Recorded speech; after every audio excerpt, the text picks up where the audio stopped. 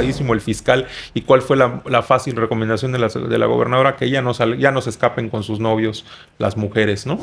Y ahora sí que parafraseando... Son dos marinos. Aquel expresidente de México, no hay negocio jugoso en el país que el presidente no sepa, no esté de acuerdo.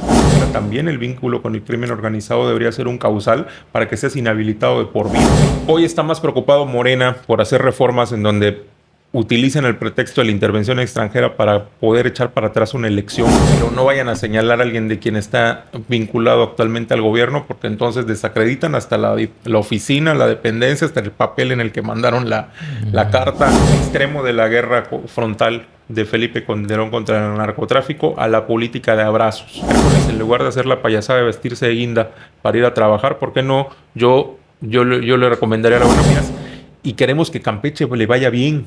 Y esa es la diferencia, y eso es con lo que hemos batallado muchísimo, que hoy vemos un gobierno lleno de gente que, líder de algún grupo político o de algún otro partido político, dice, no, es que no vemos las condiciones para una alianza con el PRI, pero se llenan y se rodean de priistas. Y también me causa mucha curiosidad cuando es un expriista el primero que dice que no ve las condiciones para hacer una alianza, que esto es un reality show, y que cree que esto es un concurso de popularidad, insisto, en donde vale más quitarte la camisa que tener un currículum.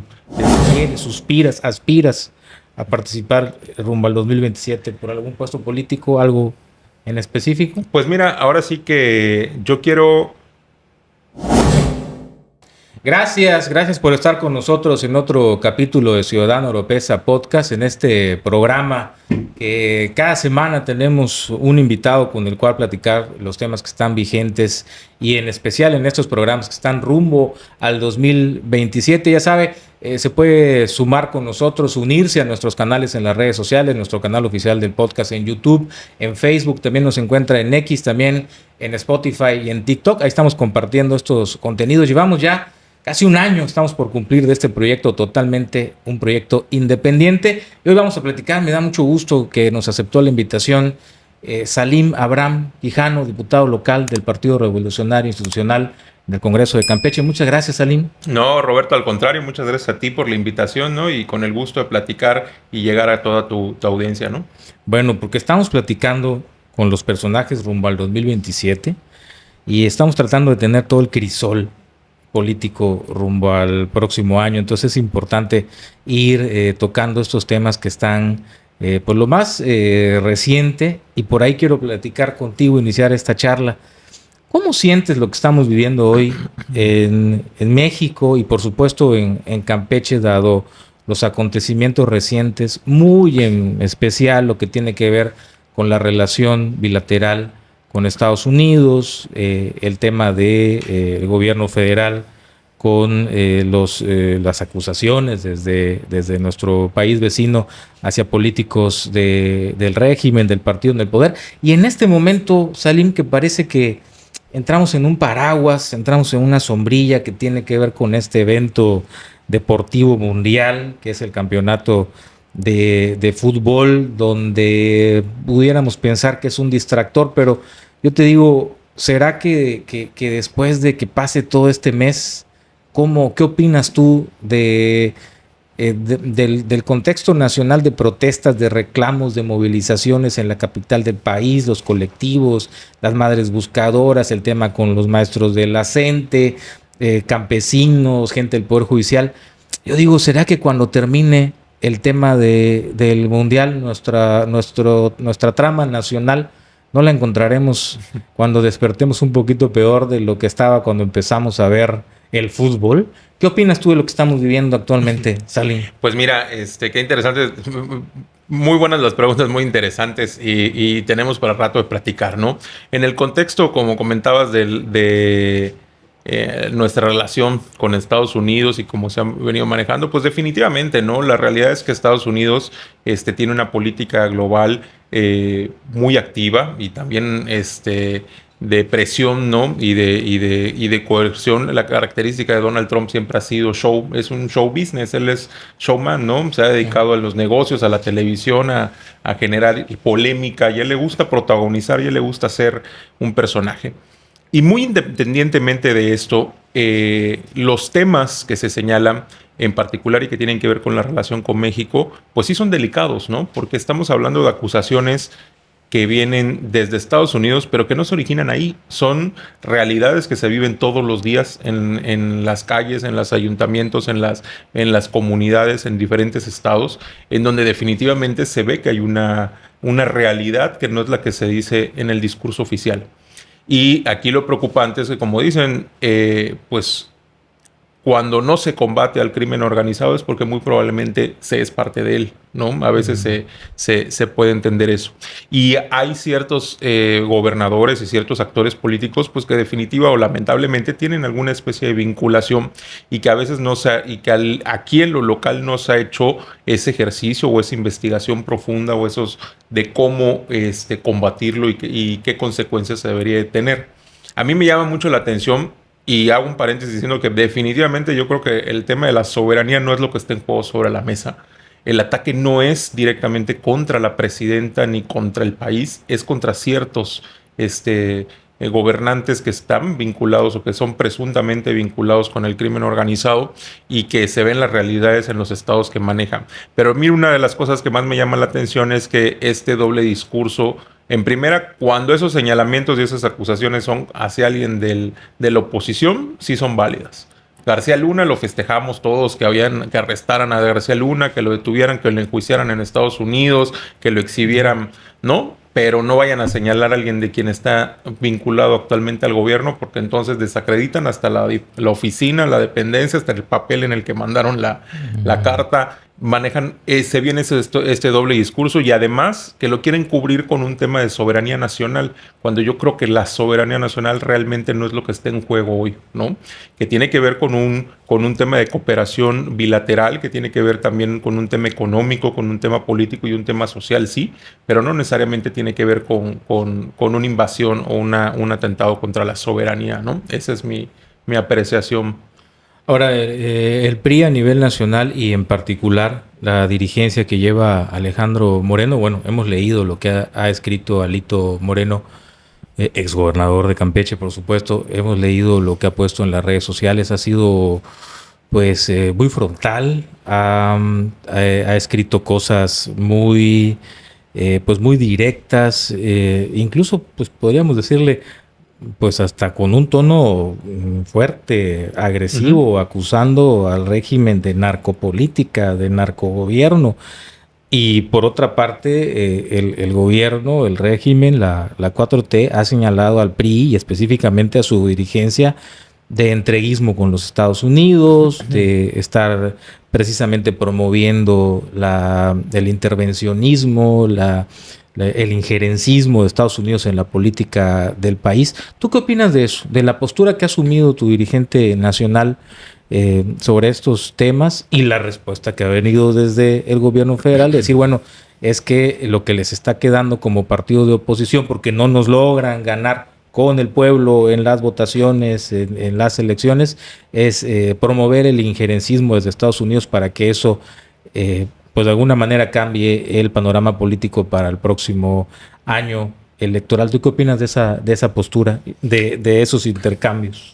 Mira, en primera, pues definitivamente, ¿no? Alejandro Moreno se ha caracterizado por ser un verdadero opositor que ha resistido los embates del poder.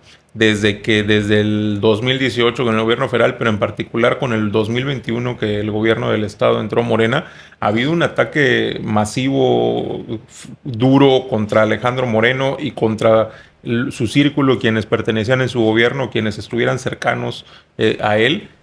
Constantemente, todos los martes, clientes del martes del Jaguar, en donde desde con recursos públicos se ha utilizado para denostar, para atacar, para criticar, para injuriar y para también sentenciar, cuando ni siquiera procesalmente no han habido un solo carpeta, un solo proceso que haya podido avanzar en perjuicio de Alejandro Moreno. Al contrario, todos los temas de los que lo han acusado y todos los temas con los que han incurrido legalmente, pues les ha ganado todas las instancias, ¿no? Hasta el último, que fue el tema de la famosa expropiación de la casa, ¿no? De Lomas, pues tampoco lo pudieron hacer. Y eso que se han valido de todas las herramientas legales y no legales, ¿no? Inclusive han cambiado la Constitución, ya han cambiado las leyes simplemente para tratar de perseguir a sus adversarios políticos. Son cosas que no les han salido y no les han funcionado. Yo creo que al final de cuentas Alejandro Moreno es un personaje nacional con una vinculación internacional desde no solo de la posición de presidente del partido, sino también como su participación en la COPAL.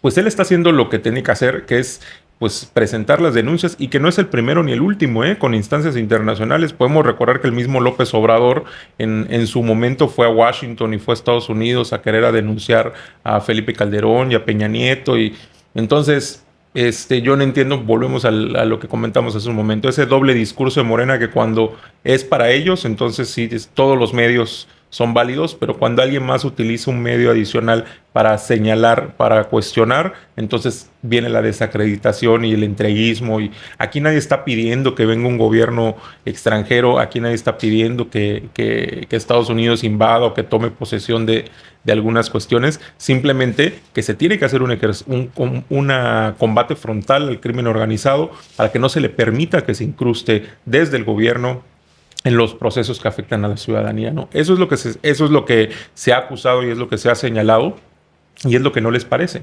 porque la realidad que vemos es que vemos que los gobernadores, y lo quieren minimizar, pero ¿por qué te quitan una visa, no? O sea, el simple hecho de que te quiten una visa indica que hay algo de desconfianza, hay algo que no está correctamente, no es nada más un simple trámite o un castigo para que no te puedas ir de vacaciones. Esto implica que no eres una persona que tenga, pues ahora sí que la claridad, la transparencia, o que tienes algún vínculo o alguna relación o hay algo sospechoso en tu desempeño que no cuadra. Y entonces por eso el gobierno, en este caso Estados Unidos, se protege y empieza a tomar medidas administrativas para iniciar los procesos que se tengan que hacer, ¿no? Entonces aquí la curiosidad que nos da es estos señalamientos a muchos gobernadores, y que empiezan se quitan la visa, entonces ya no quieren viajar a Estados Unidos, y de ahí pues la realidad que vemos, la participación del crimen organizado en los procesos electorales. Hoy está más preocupado Morena por hacer reformas en donde utilizan el pretexto de la intervención extranjera para poder echar para atrás una elección, que están dejando la puerta abierta para que resultados que no les favorezcan, como por ejemplo lo que sucedió ahorita en Coahuila, en donde tuvieron un rechazo absoluto por parte de la ciudadanía, donde los 16 distritos electorales los ganó el PRI,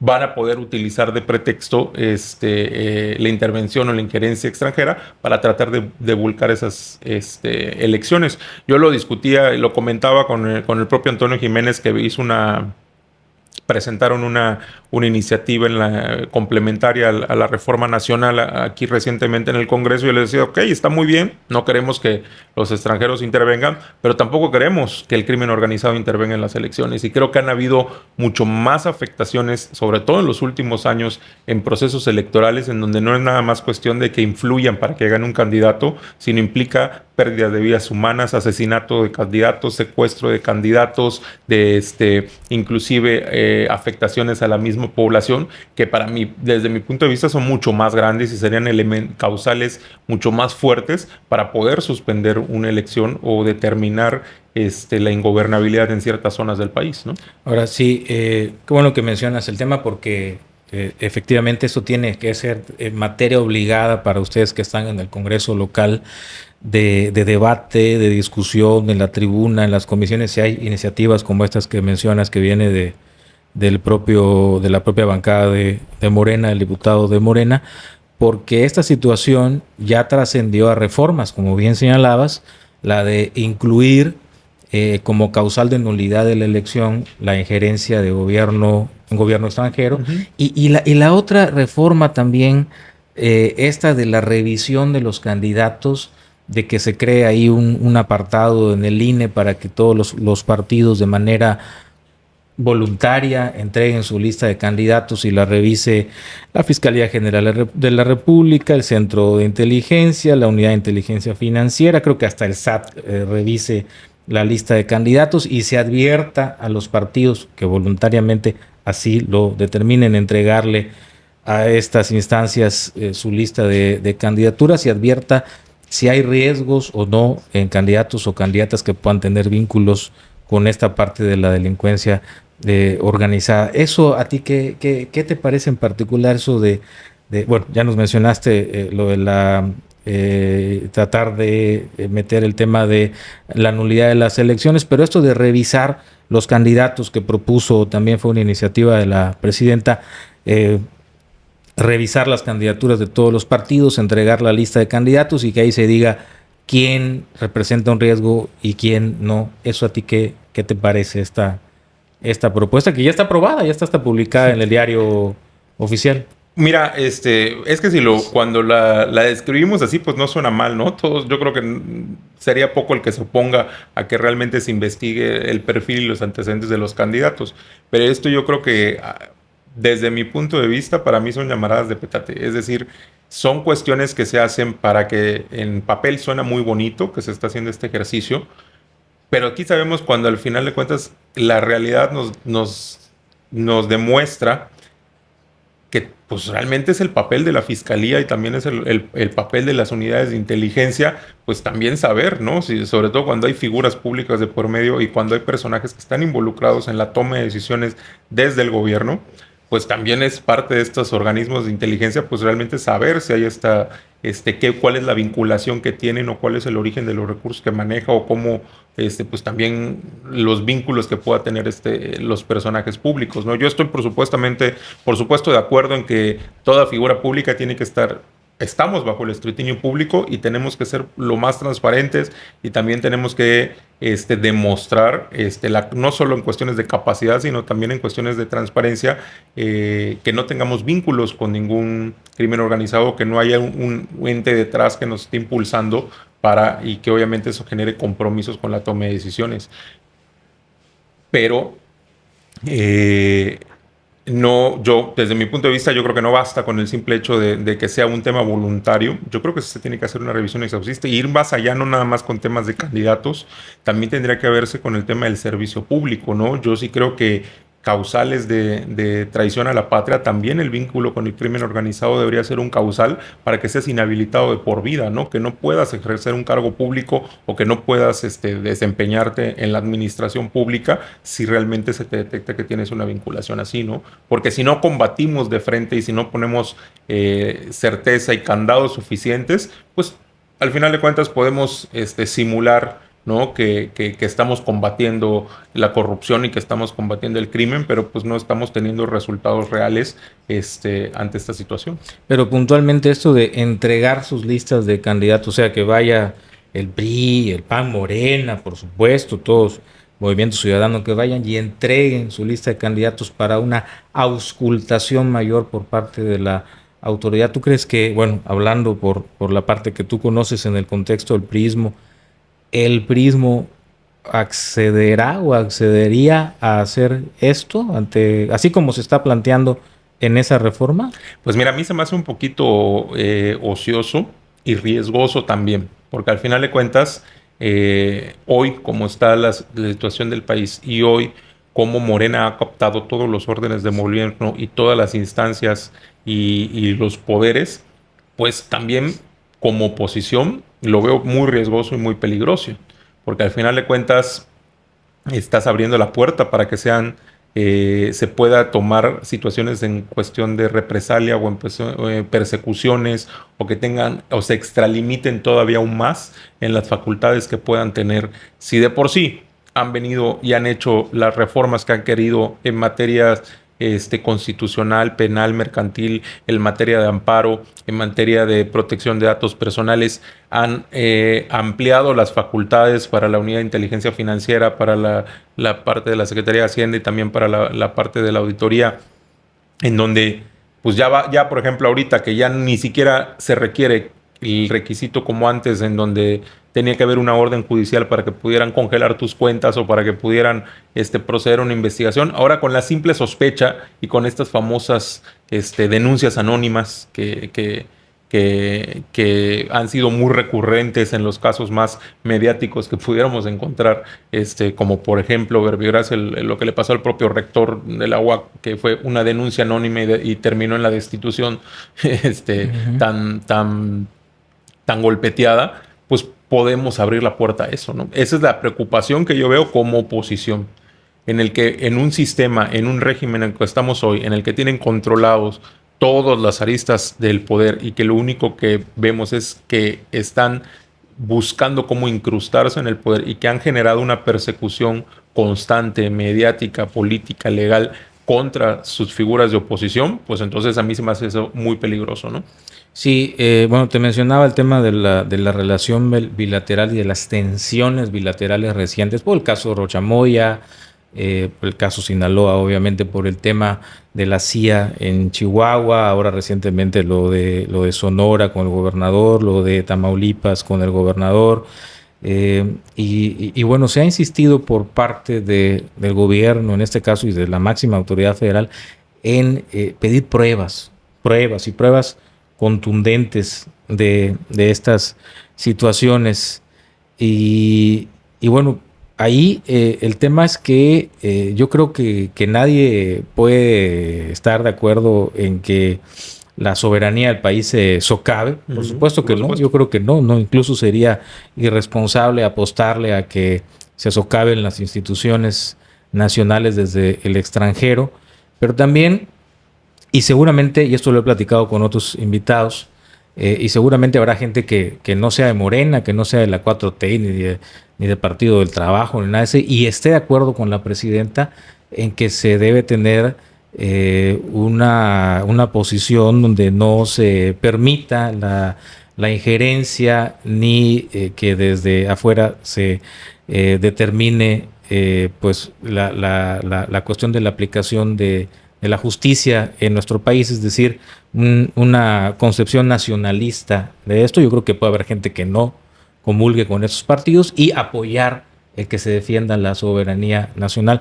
Y también creo que pasa lo contrario. Puede haber mucha gente que no esté de acuerdo con ustedes en el PRI, en el PAN, en el MC, en el bloque opositor, que no sea afín a ustedes como partidos políticos, pero que sí coincida en esta idea de que no es papel del gobierno o de la máxima autoridad del gobierno o del régimen de gobierno o del Estado mexicano darle una protección a estas figuras políticas acusadas de algo tan grave como delincuencia organizada, darles esta protección que no tiene ningún ciudadano mexicano más.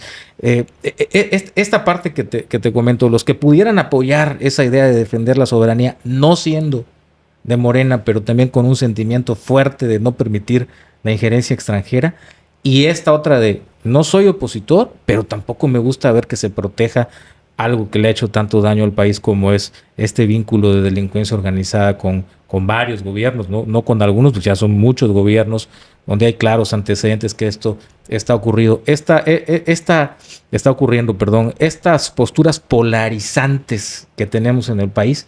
¿Cuál es tu análisis de ello, Salim? Pues definitivamente, ¿no? Coincido en que el principio de presunción de inocencia tiene que prevaler. Pero una cosa muy diferente es defender a un compañero de partido. Una cosa muy diferente es defender a un compañero de movimiento o a un amigo o a alguien que tengas. Y otra cosa muy diferente es que ya como autoridad, con la investidura y representando al Estado mexicano, extiendas esa protección o esa defensa. Como autoridad tienes que ser neutral. Tú tienes que garantizar el debido proceso, pero como tú muy bien dices, tienes que garantizar la protección que le darías a cualquier mexicano o a cualquier ciudadano. No le puedes dar más protección a uno que a otro. Y en este caso muy particular, estamos hablando de figuras como gobernadores, como senadores. O en el caso de Rocha Moya, que él ya hasta no es gobernador, o sea, en funciones, ¿no? Él tiene licencia y ya es un ciudadano que lo cualquiera, felicito, ¿no? Porque eso es lo que debió haber hecho desde el principio. O sea, si hay una acusación grave, hay ciertas, ahora sí que situaciones que te ponen en riesgo y que te ponen en situaciones delicadas como esta, donde han habido no solo señalamientos, pero también han habido ahí algunos testigos, y han habido comentarios, y sobre todo que forma parte de un proceso como es que todo esto sale de un proceso legal que es un juicio en Estados Unidos, ¿no? En donde han caído los principales del crimen organizado del país. Y dato muy curioso, ¿no? Que los entregaron, o sea, prácticamente se los llevaron y los entregaron. Hemos hecho la chamba y por eso aunque me brinco un poquito del tema, pero tiene que ver mucho con esto que hablan de la defensa de la soberanía, que lo utilizan a su modo y a su discurso cuando les conviene. La cooperación bilateral siempre ha existido entre México y Estados Unidos y con otros muchos países del mundo, en trabajo de combate a la delincuencia, al crimen organizado. Un tema bien particular, aquí en Campeche, aquí en Champotón, en la Hacienda Carpizo, han habido entrenamientos y capacitaciones, inclusive parte de la propia Hacienda se hizo con recursos de los Estados Unidos, por esta misma vinculación y que ha habido durante muchísimos años para fortalecer las Fuerzas Armadas y la cooperación bilateral. Lo mismo ha sucedido con esa administración y con las anteriores. ¿Cuántos entregaron? 17 prisioneros de alta peligrosidad recién hace un par de meses, hace un año más o menos. O sea, han entregado criminales Sí. y líderes de organizaciones criminales. Entonces, aquí a lo que voy es que la cooperación siempre ha existido y obviamente si hay indicios y hay señalamientos, pues lo más lógico es que se haga una investigación como debe ser. Ahí sí reconozco, lo mejor que puede haber hecho el gobernador es eso. Si hay estas acusaciones que ponen en duda tu desempeño, pues lo mejor es sepárate del cargo para que seas juzgado como un ciudadano más sin esa protección gubernamental que pues sabemos que al final de cuentas es ficticio, ¿no? Porque pues te quedas de todas maneras protegido por el sistema.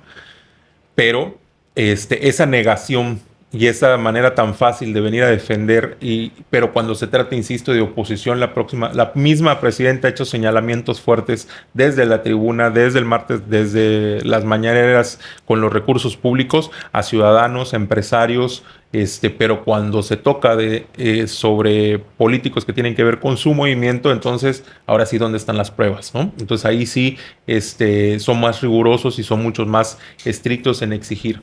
Entonces yo creo que sí tenemos que velar por la presunción de inocencia, pero también tenemos que entender que muchas veces cuando el río suena es porque agua lleva, ¿no? Y también hay muchos casos que no podemos negar la situación que se suscita en estados y sobre todo muy particulares de nuestro país, ¿no? Fíjate, no es un tema, la verdad que no es un tema sencillo ¿No? de platicarlo, de abordarlo, porque bien señalábamos ahorita cómo es Donald Trump, ¿no? Que de repente va y ahorita en una reunión del G7, de los 7 países más importantes, de las economías más importantes del mundo, va y vuelve a repetir de que la presidenta le cae muy bien, pero que en México mandan los narcos, ¿no? Entonces va a hacerte un señalamiento contra el país, donde el país no está representado ahí, y va a hacerte el señalamiento ante las economías más importantes del mundo, y ya te tiznó, ¿no? Entonces, ese es el estilo de Trump. Uh-huh. Entonces, eso de encontrar el punto medio entre, a ver, no me vas a afectar porque ir a decir eso ante el grupo de las grandes economías, pues me estás afectando porque ahí hay potenciales socios comerciales. Entonces, no te puedo permitir que tengas este tipo de declaraciones y que quieras ser injerencista en ese sentido. Y qué hacer también para, en aras de esto, no caer en el proteccionismo a estas figuras polémicas, vamos a llamarle así, que están señaladas desde Estados Unidos por crímenes graves de narco, crímenes graves de conspiración para introducir estupefacientes. Entonces, ¿cuál es ese punto medio, ¿no?, que tiene que tener? Es una tarea difícil para la presidenta. Es más, yo no quisiera a veces estar en los zapatos de la presidenta todas las mañanas, donde también, y luego te sale otra cosa con otro gobernador, y luego López Obrador escribe una carta donde le dice a Trump que no manda, que mandan sus consejeros, que mandan ahí sus asesores. A ver, encontrar el punto medio de esto en política y en un contexto internacional tan complicado como el que se tiene con un presidente como Trump, yo creo que no está fácil tampoco, Salim. ¿No? O sea, no es que tú como opositor evidentemente tienes que hacer los señalamientos, pero creo que cada mañanera a la presidenta se le va complicando, por supuesto, el tema, ¿no? Entre encontrar ese medio de defender el no injerencismo, como eso que hace Trump contra México, y por el otro, casos gravísimos que se están señalando de gente de su partido, ¿no? Podría ser de cualquier otro partido, pero en este caso es gente de su partido, gente de su movimiento y del régimen político. Por Entonces, supuesto. ¿qué hacer? Así que tú qué harías, como dice el clásico, ¿no? Pues mira, es que ahí la clave está en eso, que esto va más allá de los dichos y de los dimes que puede decir un jefe de Estado o un personaje público de cualquier país del mundo sobre otro país del mundo. Esto no es solo de los dichos, que puede estar bien o mal, podemos estar de acuerdo o no estemos de acuerdo. Como mexicano, lo primero pues decimos, a ver, mi presidenta, no, o sea, estamos acostumbrados que pues mi presidenta me representa y todos somos mexicanos y todos cerramos filas en defender a nuestro país y la soberanía y la identidad. Pero al final de cuentas, sobre los dichos están los hechos. Y esto no se trata en decirse, a ver quién se escribe una carta más fuerte o quién se desprestigia más al presidente a la presidenta o al grupo de funcionarios. Lo que viene lo que es más lamentable en nuestro país no es que otro presidente diga que el gobierno esté inmiscuido. El problema es que el gobierno no está haciendo nada para demostrar lo contrario. Y aquí, por eso te digo, más allá de los dichos son los hechos. ¿Cuáles son los hechos que podemos ver? Pues que pareciera que sí, que todo eso que se dice, que todo eso que se rumora y que todo eso que se comenta, pues entonces pareciera que sí. Porque venimos de una política fallida, abrazos no balazos, en donde tenemos un expresidente que visitó más de 17 veces Vidaraguato, un municipio de una de Sí, la cuna del tema, ¿no? Allá en Sinaloa. que lo Sí. más reconocido es porque es la cuna de ese tema en el país. Y que realmente, si nos podemos analizar históricamente las bitácoras de todos los presidentes, cuánto visita un estado a otro, pues entonces, ¿cuál era la importancia de asistir a ese municipio tantas veces, a diferencia de otras entidades del país y de otros municipios en donde igual hay una serie de circunstancias y hay una serie de situaciones pues que te orillan a pensar, pues aquí pareciera que sí se estuvo encubriendo, ¿no? Del extremo de la guerra frontal de Felipe Calderón contra el narcotráfico a la política de abrazos, ¿no? Y hoy que a lo mejor con García Harfuch podemos pensar que hay, pues a lo mejor se está transitando un poquito más hacia un término medio, ¿no? No tan abrazo ni tan balazo y está tratando ahí porque tiene a lo mejor una formación más, ¿no? Judicial y más podemos ver que se empieza a transitar, pero que aún hay engranes que no permiten que esto se siga avanzando, que se siga construyendo. Bueno, en las épocas del PRI, vamos a decirlo, ¿no? Que estos problemas, por supuesto, que existían. ¿Tú podrías destacar algo, una visión, algún elemento, algún factor de las épocas que gobernó el PRI? Bueno, antes de el 2000, por supuesto, más de 70 años. Después, en el 2012, con el regreso con Peña Nieto, y luego vuelven a perder en el 2018. ¿Tú pudieras decirle a la gente, a ver, en estos temas tan relevantes de seguridad, de combate a la delincuencia, de llevar la relación con Estados Unidos, el PRI destacaba por esto, porque para México tenía esta visión y lo hacía mejor que los que vinieron después y los que están ahora? ¿Qué podrías decirle a la gente de que, bueno, sí se dice mucho y en contra del partido que fue hegemónico durante tantas décadas, pero tú le podrías decir a la gente, oiga, a ver, cuidado, acuérdense que con el PRI esto se hacía bien, se hacía en materia de seguridad, de la relación con Estados Unidos, del tema de delincuencia organizada? ¿Por dónde tú destacarías que decirle a la gente, a ver, el PRI tenía esta línea y aquí al país le iba bien? Mira, yo creo que sí hubo una estrategia focalizada muy interesante y muy inteligente. Y yo siempre le he dicho, una de las cosas que yo más rescato de las políticas de los gobiernos priistas en cuanto a materia de seguridad, y siempre lo he dicho y lo digo hasta el día de hoy, hasta antes de Morena. Para mí, la Marina siempre ha sido la última institución rescatable y honorable y más grande que tenemos en este país. La Marina se ha caracterizado por precisamente ser íntegra en el manejo generalizado como dependencia pública. Y te hablo antes de Morena y antes de los tiempos del huachicol, que ese también es un tema muy interesante de cómo vino a carcomer y te digo, a querer manchar la última institución respetable que tenemos en este país. Y vimos muchos operativos de la Marina efectivos en donde no se generaron a lo mejor tantos daños colaterales o tantas situaciones que implicaran pérdidas de vidas civiles, o afectaciones a civiles, pero fueron también acciones muy estratégicas y muy focalizadas que sí ponían al crimen organizado, pues ahora sí que por lo menos lo delimitaban, ¿no? Por lo menos hacía que se retrayeran en actuar en diversas zonas, en diferentes ciudades, de ver cómo operaban. Y ahí sí te puedo decir que a mí yo tuve la oportunidad de ver el centro de mando de seguridad de la Marina a nivel primer mundo, con la organización, con la tecnología, con elementos muy preparados, en donde ves esa capacidad, y inclusive reconocida por otros países de cómo funcionaba y cómo operaba. Y pues digo, y hoy, ¿qué es lo que vemos? Al contrario, redes en donde desde el gobierno, desde el poder, se hizo un tráfico. El tema de huachicol no es cosa menor. O sea, lo que sucedió con el tema de la Marina, y que se ha mantenido pues también muy hermético, y a lo mejor ya hoy no hace tanto ruido, pero no es cosa menor. Estamos hablando de No, yo creo que sí ha hecho y sigue haciendo mucho, y sigue mucho haciendo ruido, mucho ¿no? ruido, pero por el tamaño el tamaño, la involucra, cómo se tantísimo dinero, como tú mencionaste, la red, las operaciones, pues prácticamente una mafia. Y se le está achacando a 2 marinos, a final de cuentas, ¿no? Parientes del otro secretario de Marina, y se le está achacando a una institución que, bien dices tú, durante muchos años mantuvo un prestigio. Parece que ahora ya se le relegó, ¿no? Uh-huh. a la Marina de esas instancias.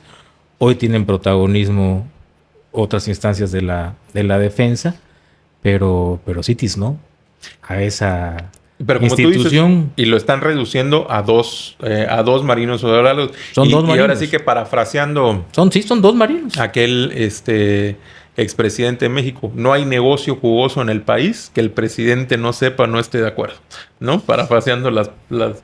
Él lo dijo, ¿no? O sea, no sé si fue confesión anticipada y expresa o qué. Pero una cosa muy particular, y que tiene que ver con el tema de ¿Crees Morena. que son chivos expiatorios los Pero marinos? por supuesto.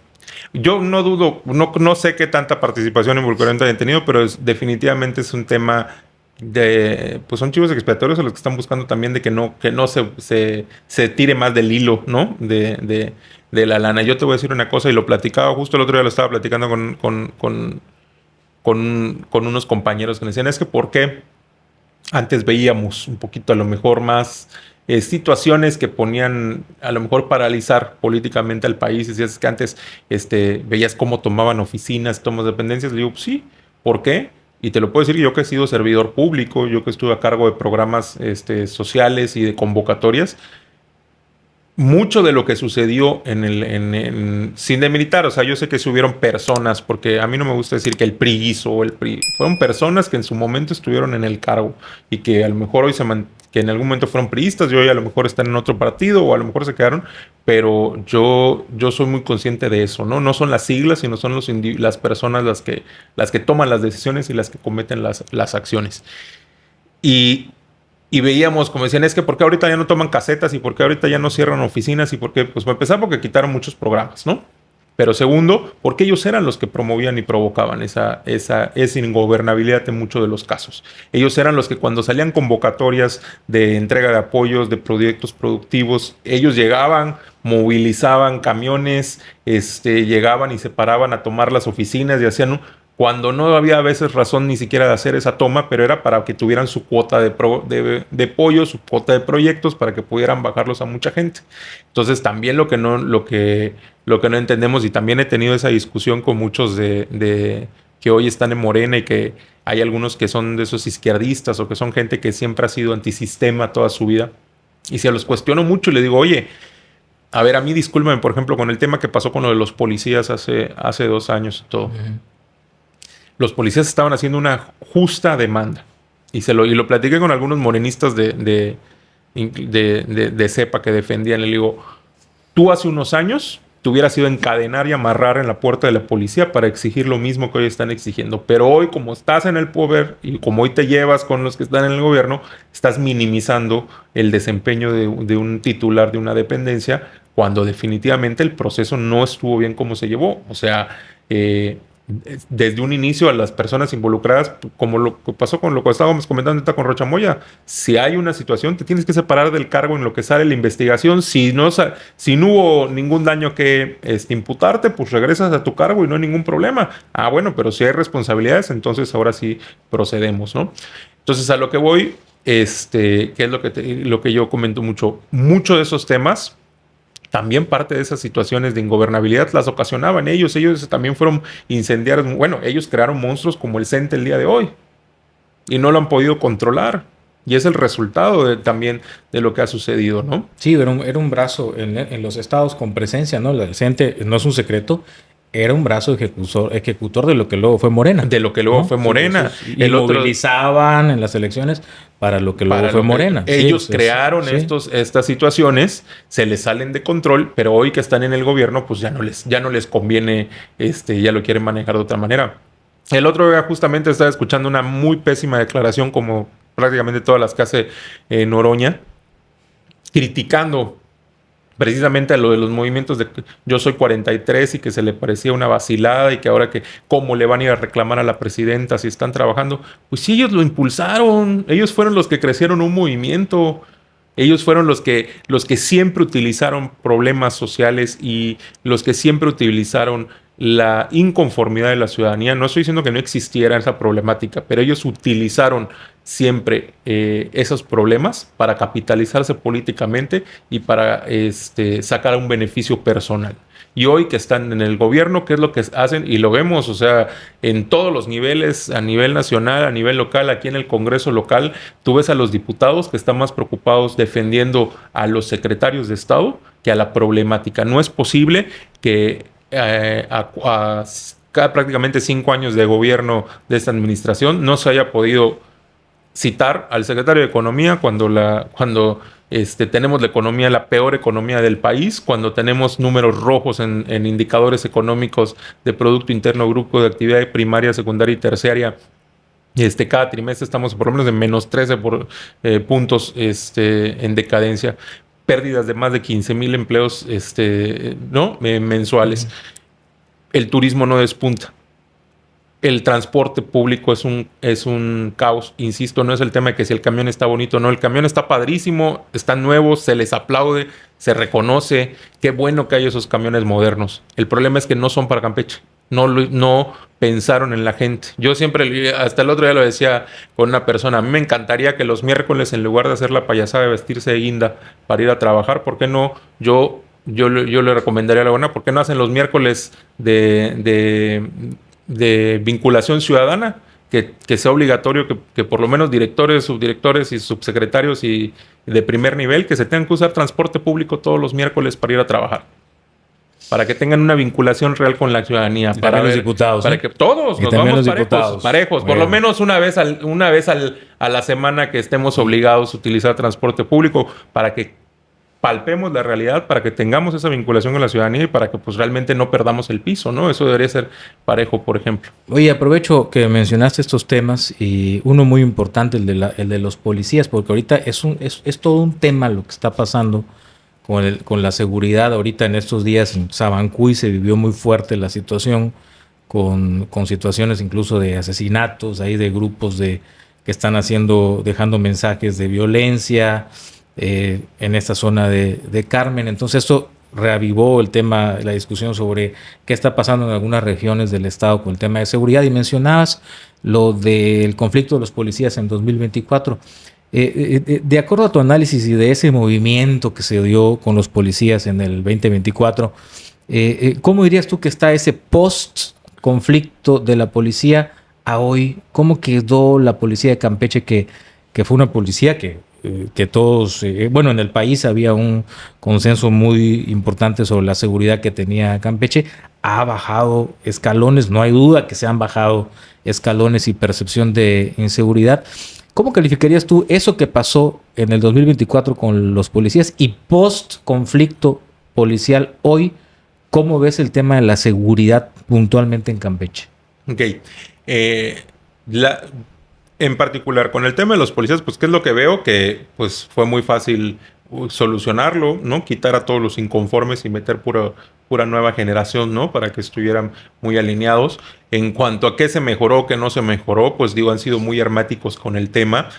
Apenas un grupo de diputados de la Comisión de Seguridad son los únicos que han podido visitar las instalaciones de la policía. Es decir, yo no, y lo hemos preguntado ahí en el Congreso, el seguimiento de que, bueno, cuáles han sido las mejoras en las condiciones de la gente. Inclusive el año pasado en la comparecencia tuve la oportunidad de preguntarle a la secretaria eso, ¿no? Le digo, a ver, entiendo que cuando se habla de percepción en seguridad, pues la percepción cambia dependiendo de la situación de cada quien, pero hablábamos que si al interior de la propia Secretaría nos han seguido tomando mecanismos en cuanto a mejorar las condiciones, a mejorar la estabilidad de la policía, de los elementos, el acceso a unas mejores condiciones laborales. Tenemos una peor policía post-conflicto policial, porque se politizó.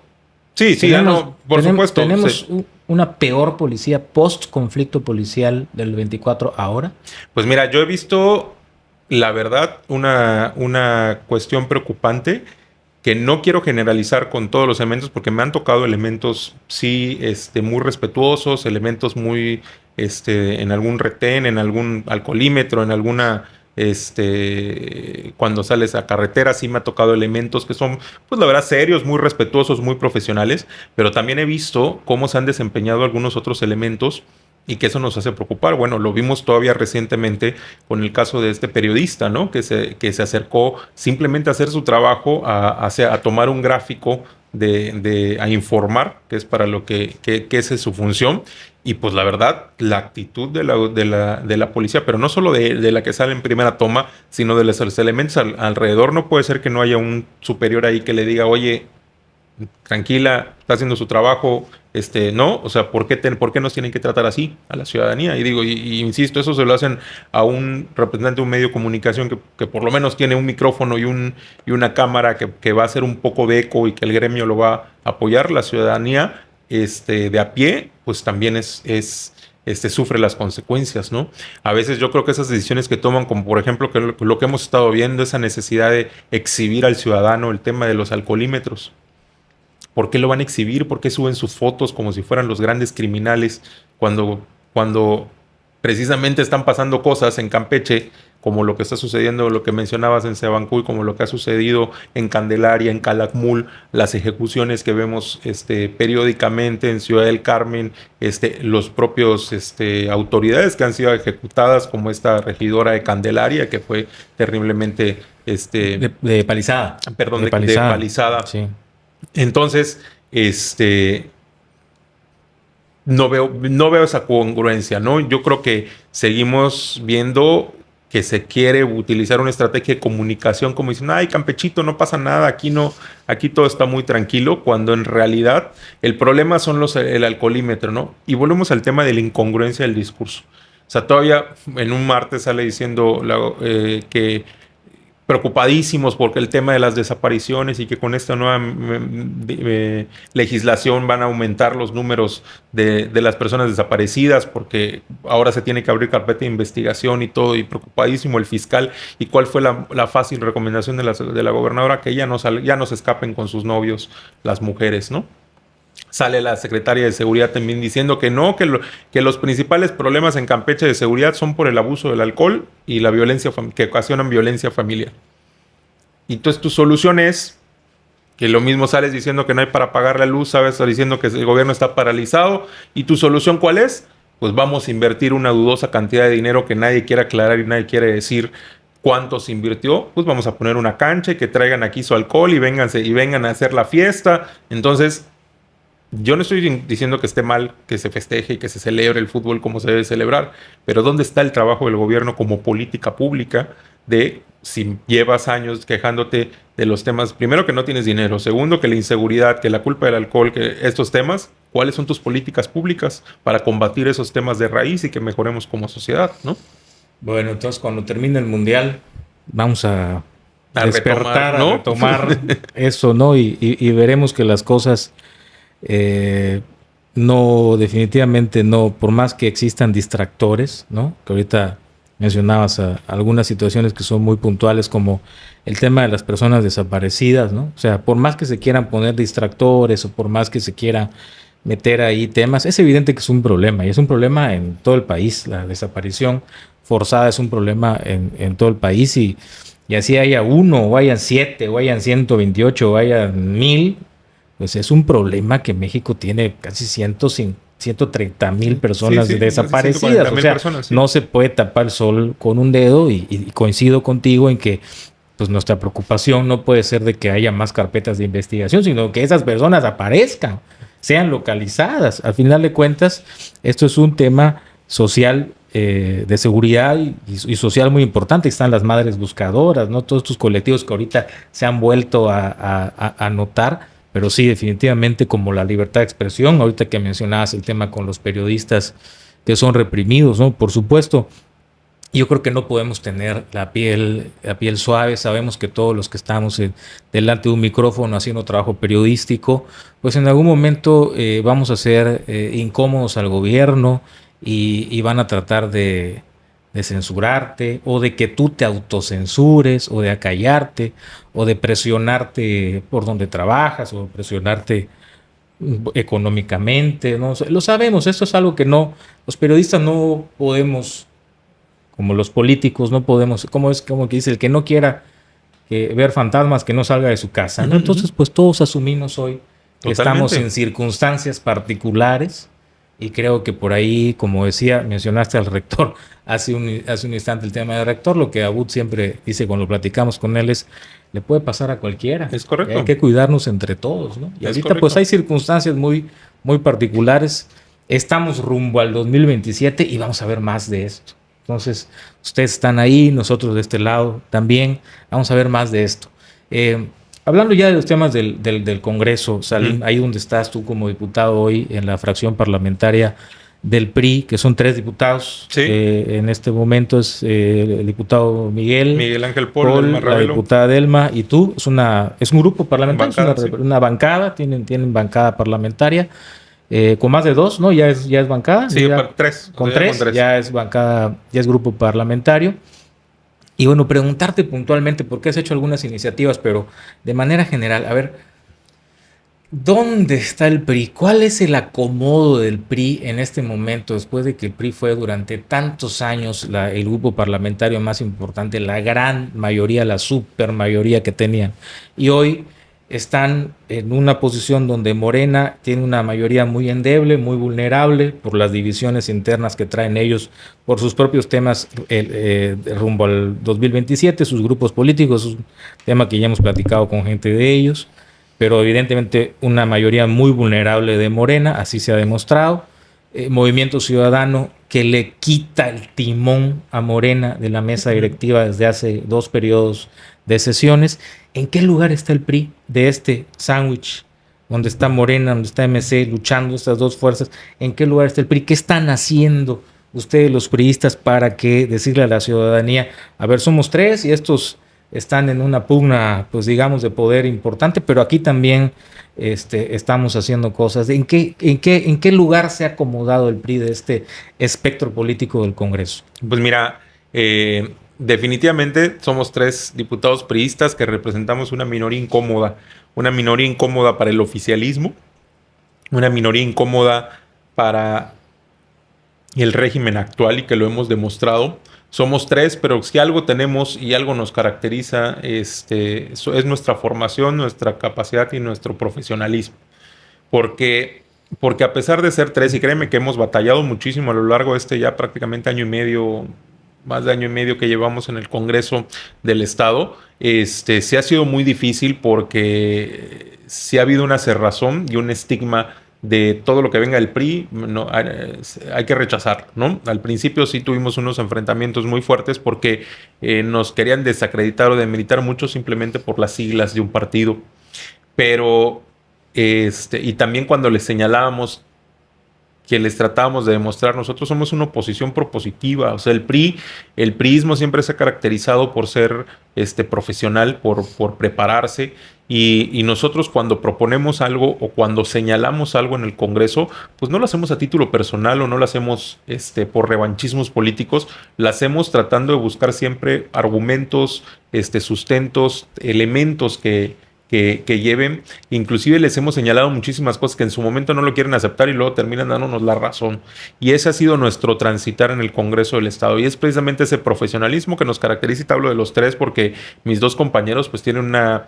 de formación son comunicólogos, pero tienen una experiencia en el servicio público, en la administrativa privada, que les avala para representar los temas que se están manejando en el Congreso. Y tan es así que nos han aprobado muchas iniciativas en diferentes materias, en tema de movilidad, en tema de salud, en tema de acceso a derechos, a la protección de niñas, niños y adolescentes en orfandad.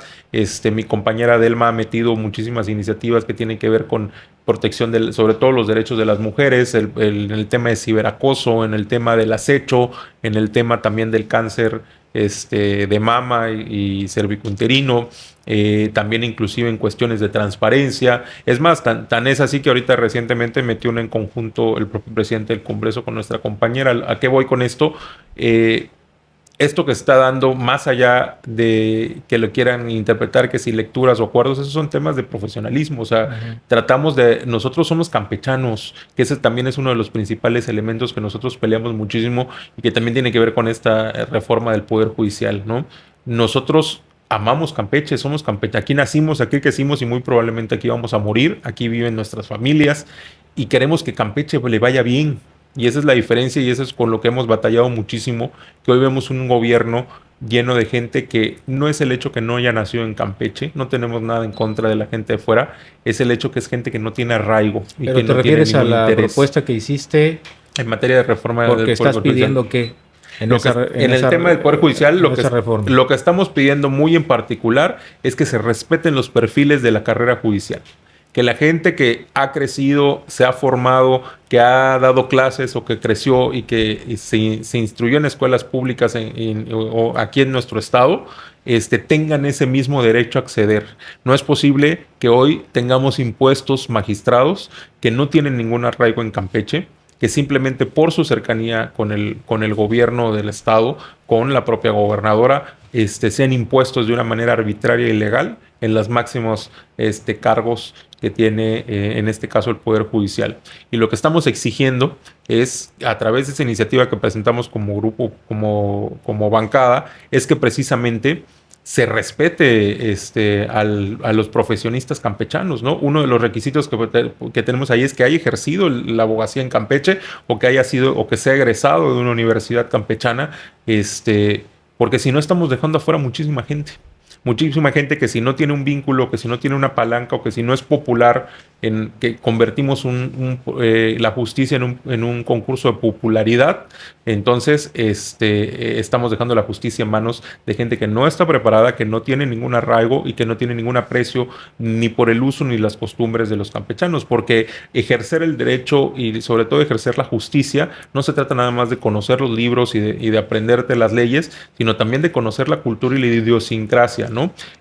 Cada particularidad, cada región, cada municipio tiene su propia particularidad y sus propios usos y costumbres, y también es importante que quien ejerce la justicia en nuestro estado, pues también entienda, comprenda y esté familiarizado con eso, ¿no? A ver, dos cosas. Tú estuviste en aquella sesión de la Diputación Permanente donde se planteó un rompecabezas con una ley vieja, con una reforma, para poder hacer el nombramiento del actual presidente del Poder Judicial, de Juan Pedro Alcudia. Recuerdo que tú ahí incluso estabas ahí diciendo esto no se puede hacer, o sea, estás tomando cosas de una ley que ya no está vigente para empujar este nombramiento. Ahí te vimos luchando contra este nombramiento. A ver, ahora en este momento ya no va a haber elección judicial el próximo año en Campeche, es lo que entendemos, porque se reformó para que sea hasta el 2028. Este nombramiento de Alcudia ya se salvó, ya quedó, él va a seguir como magistrado, él y me parece dos más que fueron nombrados, uno o dos más que fueron nombrados. Son dos magistrados, dos más, a él y son tres. Son tres magistrados, o sea, que son nombrados recientemente. Ellos ya lograron blindar esos espacios. O sea, es lo que están buscando. Porque en el 27 todavía ya no hay elección. Entonces van a quedar ellos hasta el 28 que haya elección. 28. ¿Se va a someter a votación o a ellos ya no los van a votar? Ya van a quedar blindaditos ahí seguros. ¿Eso cómo está? ¿Nos podrías explicar cómo está eso? Claro. Porque a ti te tocó desde ese génesis de aquel primer nombramiento. Sí, desde el inicio, que fue más o menos hace un año prácticamente, después del lamentable fallecimiento de quien fuera presidente del Poder Judicial, y que aprovecharon vieron ahí un área de oportunidad para incrustar al actual presidente del tribunal. Lo dijimos y lo señalamos muy claro, y insisto, fue con argumentos. Lo que hicieron fueron un híbrido, tomaron, como muy bien lo narraste ahorita, elementos de una ley vigente con elementos de una ley que ya estaba fuera de circulación, que ya no estaba, que ya se había abrogado precisamente por la publicación de la nueva ley. Entonces hicieron un monstruo híbrido donde tomaron texto de uno y texto del otro, y con eso quisieron justificar, y que es un proceso que todavía está en impugnación y que todavía está en trámite, ¿no? Ahí estamos esperando a ver, porque ahí sí nos unimos los diputados prácticamente de la oposición, del Movimiento Ciudadano como los del PRI, y presentamos ahí un recurso de inconformidad, porque no estuvo bien la forma en cómo se dio el nombramiento, porque no cumple con los requisitos legales que se establecían, que estaban en la propia Constitución. Para empezar, un día antes seguía siendo consejero jurídico del gobierno del Estado, cuando se debió haber separado en su cargo por lo menos 6 meses antes, además de que no tenía la residencia para ocupar.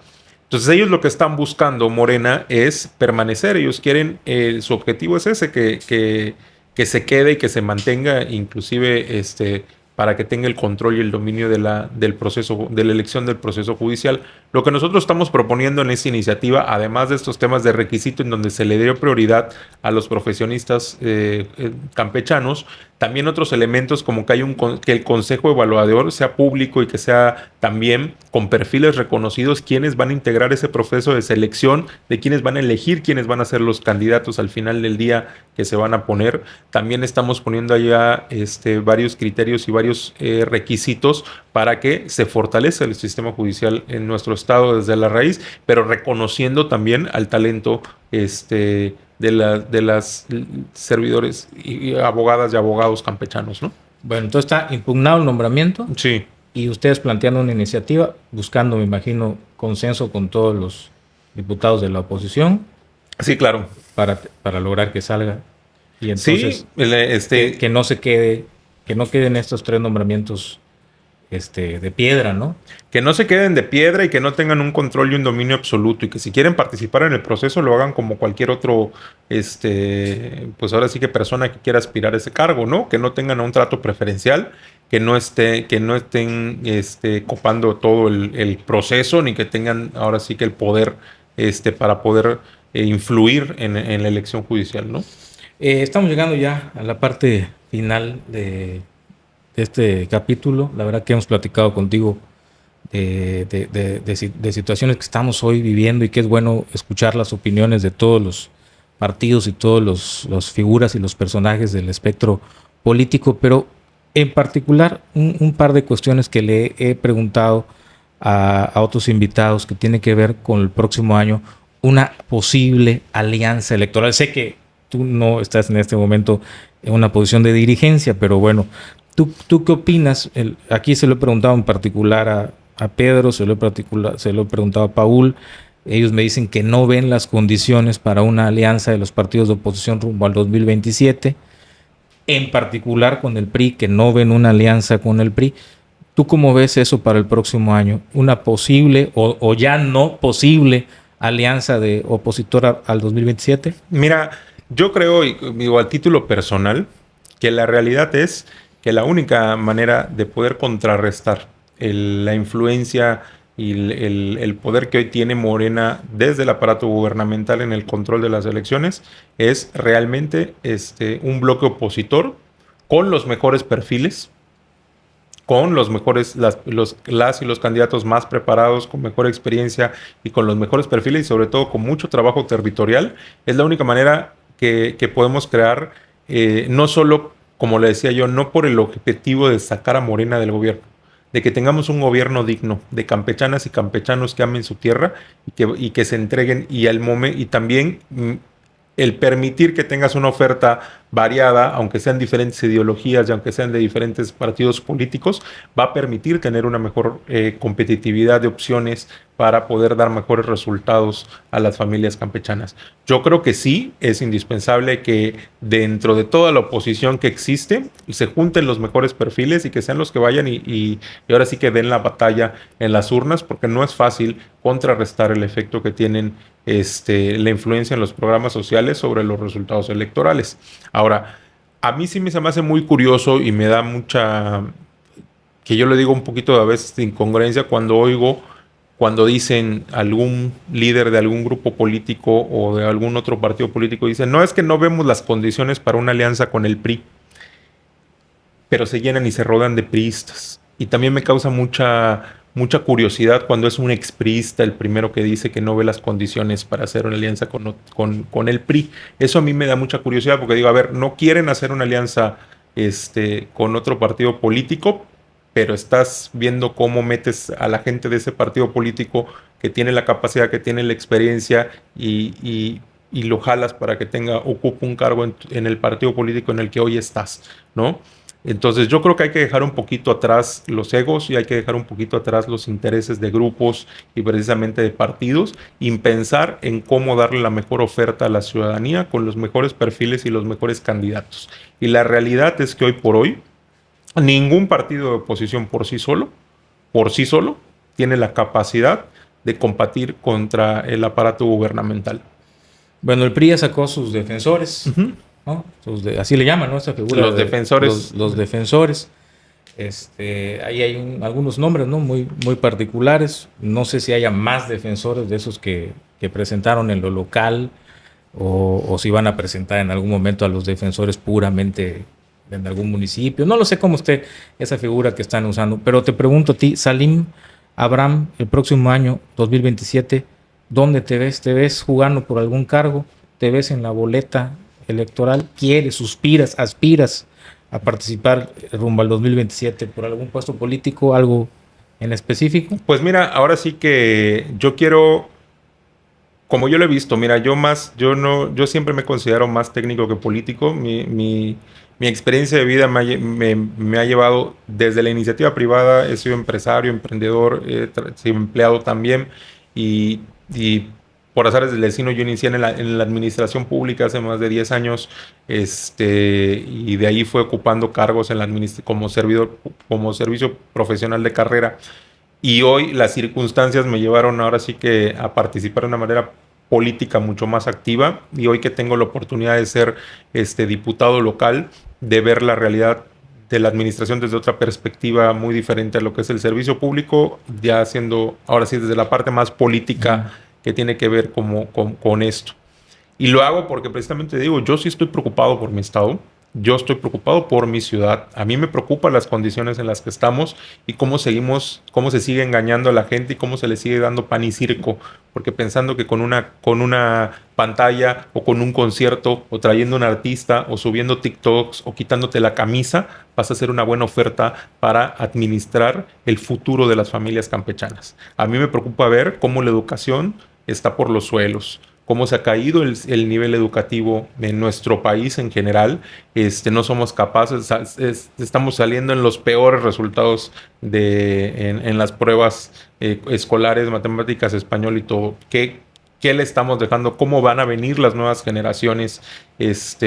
Me preocupa cómo hemos machateado el sistema judicial, cómo hemos quitado los derechos a la propia ciudadanía a defenderse, cómo trituramos el juicio de amparo, que había sido un legado mexicano, inclusive que se ha tomado muestras en otros países del mundo. Me preocupa mucho nuestro sistema de salud, que no puede ser que no tengamos la capacidad de tener un sistema de salud como se merecen los mexicanos, donde no hay acceso a las medicinas, porque los principales apoyos que nos piden a los diputados son estudios médicos, medicinas, apoyo para tratamientos, porque no los están atendiendo en los servicios de salud convencionales. Eso es a mí lo que me llevó a participar hoy de una manera más activa en la política. Y te digo, yo no estoy cerrado, yo creo que sí, sobre todo por cómo veo la situación hoy. Porque también veo los perfiles que hay en competencia y a mí sí me preocupa. A mí me preocupa que yo veo gente que cree que esto es un reality show y que cree que esto es un concurso de popularidad, insisto, en donde vale más quitarte la camisa que tener un currículum profesional, en donde prefieres dar adoctrinamientos y discursos y repetir discursos vacíos como el tema de la soberanía nacional que hablamos de platicado, pero sin analizar las problemáticas de fondo, sin ofrecer soluciones reales. A mí sí me preocupa. ¿Por qué? Porque este es el estado en el donde vivo, esta es mi ciudad y yo quiero una ciudad de calidad y de primer mundo, porque pagamos nuestros impuestos, porque hay los recursos suficientes, 27 mil millones de pesos al año deben de ser, los recursos deben de dar para tener las mejores condiciones que tenemos los campechanos, ¿no? Bueno, entonces sí te ves levantando la mano y compitiendo. Sí pues soy un perfil natural, creo que le he demostrado a mi partido, a los militantes del PRI, también a la ciudadanía en general, que pues defendemos las causas que generan mayores beneficios a la ciudadanía, que tenemos una preparación y si en su momento pues la ciudadanía está de acuerdo, si la propia militancia del partido y si también las condiciones se dan, pues yo por supuesto que estoy abierto a participar en el proceso del 2027, ¿no? Bueno, muchísimas gracias. Jorge Salim, sí. Abraham Quijano, Salim Abraham, diputado local del Partido Revolucionario Institucional en el Congreso de Campeche, que nos acompañaste en esta emisión de Ciudadano Oropesa. Estamos llegando ya a un año, estamos ya a punto de cumplir un año y nos da mucho gusto platicar con personajes de la política y también de hablar de los temas que a todos creo que nos deben llamar la atención y preocupar. Muchas gracias. No, al contrario, muchas gracias a ti por la invitación y un placer en esta plática tan amena. Buenas noches. Y gracias a quienes nos están siguiendo a través de estos episodios, de estos capítulos en este proyecto totalmente independiente en el que ya estamos por cumplir un año. Súmense con nosotros, síganos, entre a nuestros canales y suscríbase en YouTube, en Facebook, en X, en Spotify, en TikTok. Ahí estamos y nos va a seguir viendo en este Ciudadano Oropesa. Hasta la próxima semana.